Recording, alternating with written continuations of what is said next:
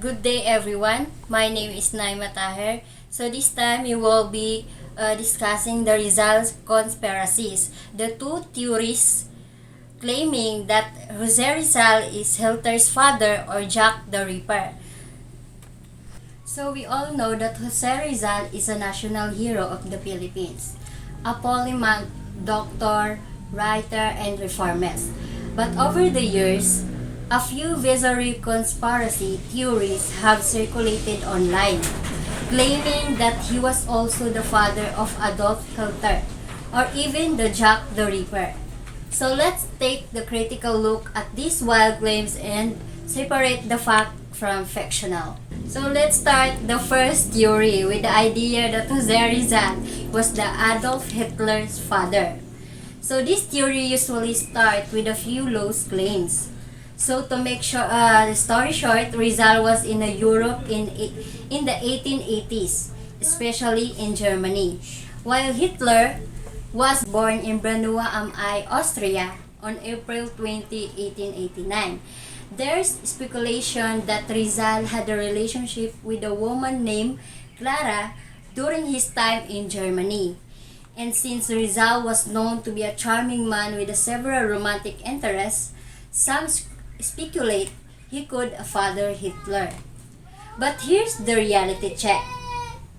So actually, there is absolutely no historical evidence that Rizal met Adolf Hitler's mother, Clara Polzau, let alone had a relationship with her. Clara was married to Alois Hitler, Adolf's father, years before Adolf was born.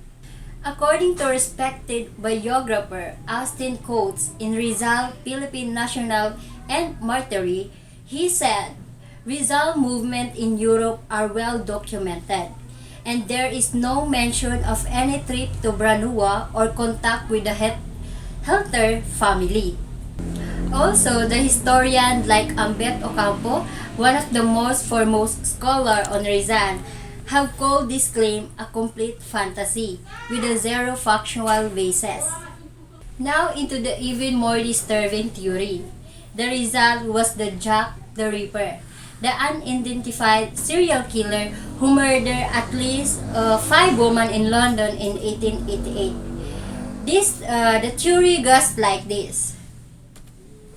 Rizal was studying ophthalmology in Europe. At the time of the Whitechapel murder, he had a surgical skill. After all, he was training to be an eye doctor. Some point, to Rizal disciplinary and solitary personality as a sign of a double life. However, first is Rizal was in Spain and France during the Ripper murders, not in London. His letters and travel documents clearly indicate his whereabouts. Secondly, Jack the Ripper's killings were brutal and unskilled, often involving internal organs removal. Rizal, as an ophthalmologist, focused on delicate, precise eye surgery, not violent mutilation. Historian Dr. Floro Kiboyin, in his work A Nation Aborted, emphasized Rizal's deep commitment to human rights and reform, which contradict the psychological profile of serial killer. So based in my research, in the end, these conspiracy theories are just that comparisons, based on a weak coincidence and zero evidence.